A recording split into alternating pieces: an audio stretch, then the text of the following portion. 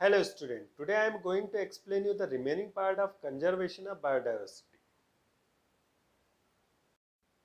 Sanctuaries. Sanctuaries are that specifically conserve area in which the protection is given only to fauna in operation such as the harvesting of timber collection in minor forest product in private ownership right are permitted so long as they do not.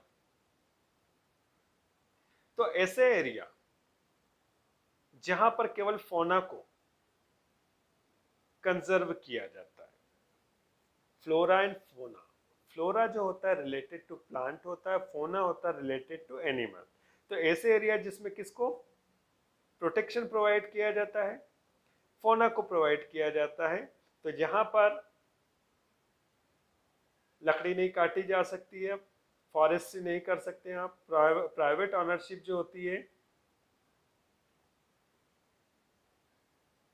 वो नहीं कर सकते आप। Interfere the well being of animals, तथा animals का जो विचरण का क्षेत्र होता है, उनका मूविंग जो एरिया है उसमें आप इंटरफेयरिंग नहीं कर सकते, मतलब ह्यूमन बींग का कोई इंटरफेरेंस नहीं होता है। At present there are the 447 sanctuaries in India. India के अंदर 447 सेंचुरीज होती है।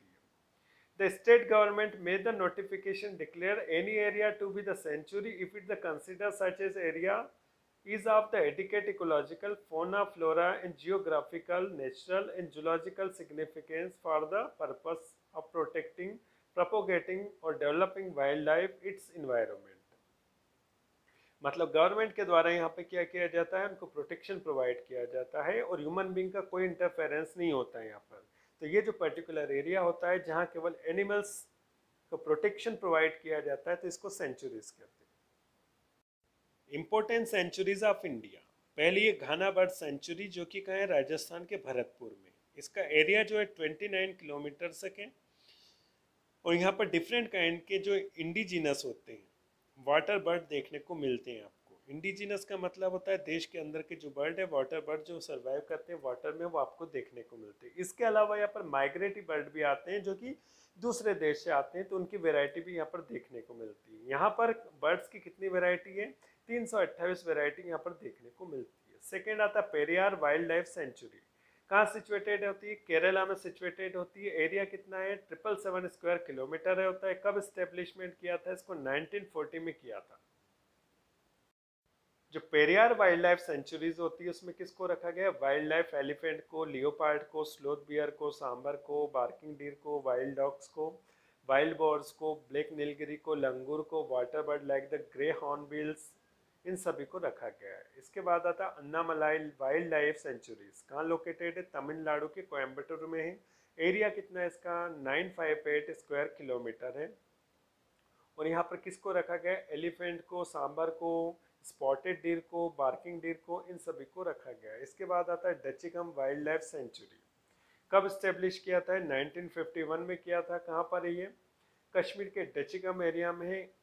कितने एरिया में फैला हुआ है, 89 स्क्वायर किलोमीटर में फैला गया। यहाँ पर मेनली किसको प्रिजर्व किया गया, हंगुल और कश्मीरी स्टेक को, मस्क डीर को, लियोपार्ड को तथा ब्लैक डीर को तथा ब्राउन बियर तथा बबून को यहाँ पर प्रोटेक्ट किया गया। Next one Sariska sanctuaries. कहाँ सिचुएटेड है, राजस्थान में अलवर के पास में। कितना एरिया है, 800 स्क्वायर किलोमीटर है। तो यहाँ पर किसको रखा गया, प्रोटेक्ट किया गया है, टाइगर को, लियोपार्ड को, स्पॉटेड डीर को, जंगली कैट को रखा गया है। 4 हॉर्न एंटीलोप जो होते हैं उनको रखा गया है। इसके बाद आता है कोटिको वाइल्ड लाइफ सेंचुरी। कहाँ सिचुएटेड है, साउथ गोवा में सिचुएटेड है। कितने एरिया में फैला, 105 स्क्वायर किलोमीटर में। किन एनिमल्स को यहाँ पर रखा गया है, gaur, sambar, chital, long deer, barking deer, wild boar, hyena, panther, leopard, jackal, इन सभी को रखा गया है। इसके बाद आता है सेशन गिर वाइल्ड लाइफ सेंचुरीज, जहां पर किसको रखा गया है, एशियाटिक लायन को रखा गया है। और कहाँ सिचुएटेड है, गुजरात स्टेट में है। कितने एरिया में फैला है, 1295 किलोमीटर में फैला गया है। इसके बाद आता है बीर मोती बाग सेंचुरीज। लोकेटेड है कहाँ पर, पंजाब के पटियाला के पास में। यहाँ पर किसको रखा गया है, ब्लैक बक को रखा है, ब्लू बर्ड को रखा गया है, हॉक डीर को रखा है, हेयर को, जेकल को और बर्ड की स्पीशीज को रखा गया। इसके बाद आता है बांदीपुर वाइल्ड लाइफ सेंचुरीज। कब इस्टेब्लिश किया गया था इसको? 1941 में। कितने स्क्वायर किलोमीटर में फैला हुआ है ये? 874 स्क्वायर किलोमीटर में फैला हुआ है। और ये कहाँ पर है? साउथ मैसूर से 80 किलोमीटर दूर है। कौन से एनिमल्स को यहाँ पर रखा गया है? एलिफेंट को, लियोपार्ड को, स्लोथ बियर को, वाइल्ड डॉग को, चीतल को, पैंथर को, इन सभी को रखा गया है। इसके बाद आता है मानस सेंचुरीज। असम के कर्मरूप डिस्ट्रिक्ट में सिचुएटेड है। 540 स्क्वायर मीटर में फैला हुआ है। और यहाँ पर किन स्पीशीज को रखा गया है? Tiger, panther, wild dog, wild boar, rhinoceros, इन स्पीशीज को रखा गया। Project tiger. The conservation program for the tiger was initiated in 1973।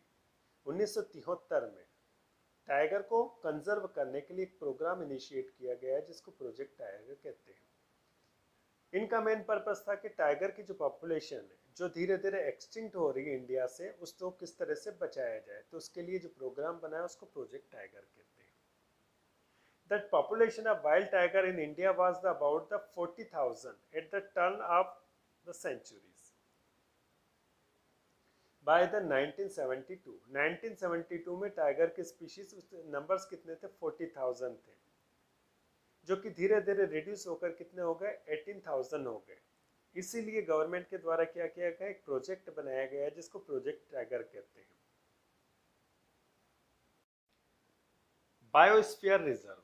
Biosphere reserve is a specialized area in which the multiple use of land is permitted by dividing into the many zones, each zone being the specialized for the particular activities. Biosphere reserve are the special area in which the wild animal, forest, plant are protected by the giving special facility. तो biosphere ऐसा area है जहाँ पर जो wild animals होते हैं, जो wild plant होते हैं, उनकी स्पीशीज को प्रोटेक्ट किया जाता है, तो उसको बायोस्फीयर रिजर्व कहा जाता है।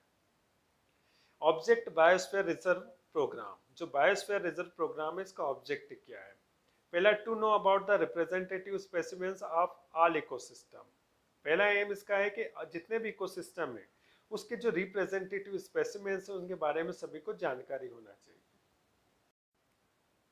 Second, conservation of genetic diversity for long period. बहुत लंबे समय तक जेनेटिक डाइवर्सिटी को कंजर्व किया जा सके, उनको संरक्षित किया जा सके। To promote the basic and applied research.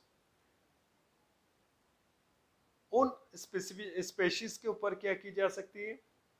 Basic research की जा सकती है, इसके लिए उनको कंजर्व किया जा सकता है। To proper management for promote biotic resources. To promote the international operation. इनको किसी भी तरह से, इन स्पीशीज को किसी तरह से प्रोटेक्ट किया जाए, इनको कंजर्व किया जाए। इसके बाद आता है जोन्स ऑफ बायोस्फीयर रिजर्व। जो बायोस्फीयर रिजर्व जो होते हैं उनको 3 जोन में डिवाइड किया गया है। सबसे बाहर का जो होता है ट्रांजिशनल जोन होता है, मिडिल जो होता है बफर जोन होता है, और बीच का जो होता है कोर जोन कहते हैं। अब सबसे पहले देखेंगे सेंटर वाला कोर जोन। इस सेंटर में सिचुएटेड होता है। ह्यूमन एक्टिविटी यहाँ अलाउड नहीं होती है, और ये जो एरिया है अनअफेक्टेड रहता है ह्यूमन बींग्स के द्वारा। मिडिल वाला जो बफर जोन होता है, तो जो कोर जोन है, कोर जोन जो होता है, कोर एरिया जो होता है, उसके सराउंडिंग का जो एरिया बफर एरिया होता है। तो इस एरिया में केवल आप इसका यूज कर सकते हैं किसके लिए? रिसर्च करने के लिए, एजुकेशनल एक्टिविटीज के लिए। और जो ट्रांजिशनल जोन होते हैं या ह्यूमन की एक्टिविटीज होती है। तो यहाँ पर आप क्या कर सकते हैं? फसल उगा सकते हैं, आप जंगल से लकड़ी काट सकते हैं, तो इन एक्टिविटी को आप कर सकते हैं। तो वो जो एरिया होता है उसको ट्रांजिशनल जोन कहते हैं। National effort. देश ने बायोडाइवर्सिटी को कंजर्व करने के लिए क्या एफर्ट्स किए हैं, क्या प्रयास किए हैं? तो पहला इसके लिए कानून बना है वाइल्ड लाइफ प्रोटेक्शन एक्ट, जो कि कब बना है? 1972 में। इसके बाद एक कमेटी का गठन किया गया 1972 में। कमेटी का नाम है Indian national main and biosphere committee, जो क्या करती है, क्या बनाती है? बायोस्फीयर जो रिजर्व होते हैं उनके फॉर्मेशन, उनको फॉर्म करती है। इसके बाद क्या बना है? Indian board for wild life, जो कब बना था? 1952 में। इसके बाद क्या बना है? National wild life action plan, जो बना है 1982 में। तो ये सारे जो एफर्ट्स किसने किए थे, इंडिया ने किए थे, देश ने किए थे बायोडाइवर्सिटी को कंजर्व करने के लिए। इंटरनेशनल एफर्ट्स, विश्व ने बायोडाइवर्सिटी को कंजर्व करने के लिए क्या क्या प्रयास किए गए। तो पहला है food and agricultural organization FAO को बनाया गया, जो किस पे वर्क करता है, it's working on the conservation of germ plasma of cultivated as well as wild plant. ऐसे पौधे जो जंगली होते हैं, साथ में ऐसे पौधे जो कि फसलें उगाई जाती है, उनका जो जर्म प्लाज्मा होता है, जेनेटिक मटेरियल है, उसको कंजर्व करने का काम करते हैं। इसके बाद वर्ल्ड हेल्थ ऑर्गेनाइजेशन WHO, जो कि मेडिसिनल प्लांट को क्या करता है, कंजर्व करता है। इसके बाद international union for conservation of nature and natural resources, ये भी क्या करता है कि जो एंडेंजर्ड स्पीशीज होती है उसको कंजर्व करता है, प्रोटेक्ट करता है। इसके लिए इन्होंने थ्रेटेंड प्लांट कमेटी बनाई है, जो क्या करती है कि ऐसी स्पीशीज जो कि थ्रेटेंड है, प्लांट की स्पीशीज, उसको कंजर्व करती है।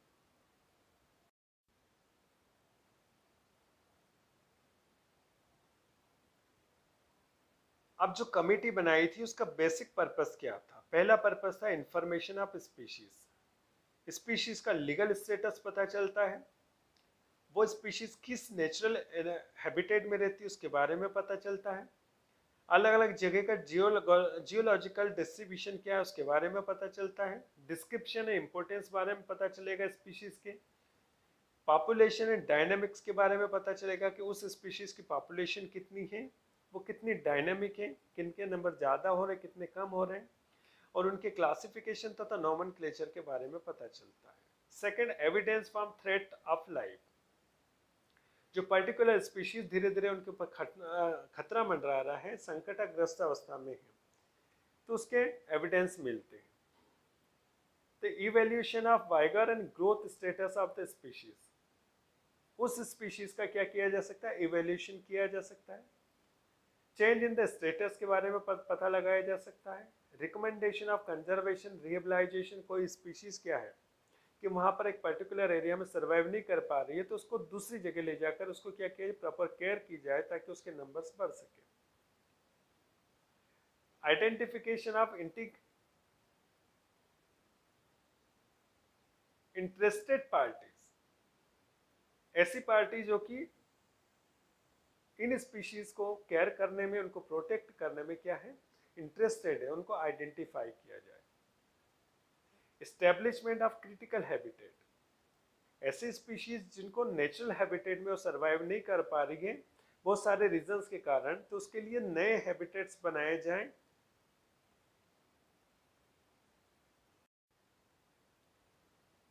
रमसर साइट्स और wetlands, Ramsar site and wetlands are dynamic aquatic ecosystem found all over the world. जो रमसर साइट्स होती है और वेटलैंड जो एरियाज होते हैं, डायनामिक एक्वेटिक इकोसिस्टम जो होते हैं पूरे वर्ल्ड में पाए जाते हैं। अब wetland is an area of land that saturated with the water either permanently और सीजनली। तो वेटलैंड्स क्या है, एक ऐसे एरिया है जहाँ पर क्या होता है, पूरे साल पानी रहता है या सीजन में पानी भर जाता है। तो ऐसे जो एरिया है उनको क्या कहेंगे, वेटलैंड्स एरिया कहेंगे, रमसर साइट्स कहेंगे। Wetlands can be fresh water, brackish water, saline water. जो रामसर साइट्स होती है ये फ्रेश वाटर की भी हो सकती है, ठीक है, ब्रेकिश वाटर की भी हो सकती है और सैलाइन वाटर की भी हो सकती है। The Ramsar convention defined the wetlands. तो रामसर जो कन्वेंशन ने किसको वेटलैंड्स कहा गया है, जो मार्शी एरिया होते हैं, जो दलदल वाले एरिया होते हैं, उनको रामसर साइट कहा गया है। Example swamp, marshes, lakes, salt marshes, mangrove, coral reef, peat bogs और bodies of water, whether the natural और आर्टिफिशियल, परमानेंट और टेम्परेरी। तो ये एरिया जो होते हैं, मार्शी एरिया जो होते हैं, सी कोस्टल एरिया होते हैं, एस्चुरीज जो एरिया होते हैं, उन एरियाज को क्या कहते हैं, रामसर साइट या वेटलैंड साइट कहते हैं। AIIMS of conservation of Ramsar sites, in wetlands area को क्यों कंजर्व करना जरूरी, इनके क्या उद्देश्य।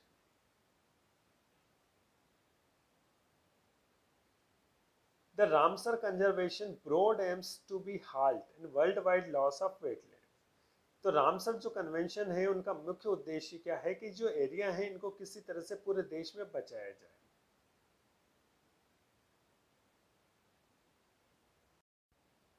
Ensure wise use of natural resources. जो रामसर एरियाज होते हैं यहाँ पर क्या फिश होती, श्रिम्प होती, क्रैब्स होते हैं, craft material, surface and ground water जो होता है, बहुत सारे नेचुरल रिसोर्सेज होते हैं। अगर इन एरिया को बचाएंगे तो पर्टिकुलर जो होते हैं नेचुरल रिसोर्सेज को आप कंजर्व कर सकते हैं। इसके बाद आता है types of wetlands and Ramsar sites according to location. Wetlands are the following types. पहला है palustrine, the majority of vegetated fresh water wetlands. ऐसा एरिया जहां पर क्या है फ्रेश वाटर से सेचुरेटेड होता है, इसको पॉस्चुराइन कहते हैं। Example shallow lake and ponds. ऐसी झील, ऐसे तालाब जो शेलो होते हैं, ज्यादा गहरे नहीं होते। These wetlands are area of permanent और semi permanent water with the little flow. ये जो एरिया होता है यहाँ पे पूरे समय पानी भरा रहता है या सीजनली उसमें पानी भरा रहता है और थोड़ा बहुत इसमें फ्लो होता है। इसके बाद आता है marshes and swamp, also known as the palustrine wetlands, marshes, swamp and fens account for the almost half of all wetlands throughout the world. जो मार्शेस एरिया होते हैं क्या होते हैं, दलदल वाले इलाके होते हैं। तो जैसे सुंदरबन है जो कि वेस्ट बंगाल में, ये भी मार्शी एरिया है, दलदल वाला इलाका है। नेक्स्ट वन आता है marine areas along with the coast that include the shorelines, shallow water areas, the aquatic beds। जो समुद्र के किनारे वाले क्षेत्र होते हैं जहाँ पर वाटर फिल्ड होता है, ये समुद्र के जो तट होते हैं वो जो होते हैं मरीन होते हैं। एग्जाम्पल कोस्टल वेटलैंड्स, समुद्र के तो तट होते हैं वो वेटलैंड्स होते हैं। इसके बाद आता है एस्चुरीज, ऐसे एरिया जहां पर क्या होता है रिवर और सी आपस में कंबाइन होते हैं, तो वो एरिया क्या कहलाते हैं, एस्चुरी कहलाते हैं। तो ये सारे कौन से हैं, रामसर साइट से या वेटलैंड्स एरिया है, इसलिए इनको कंजर्व करना जरूरी है।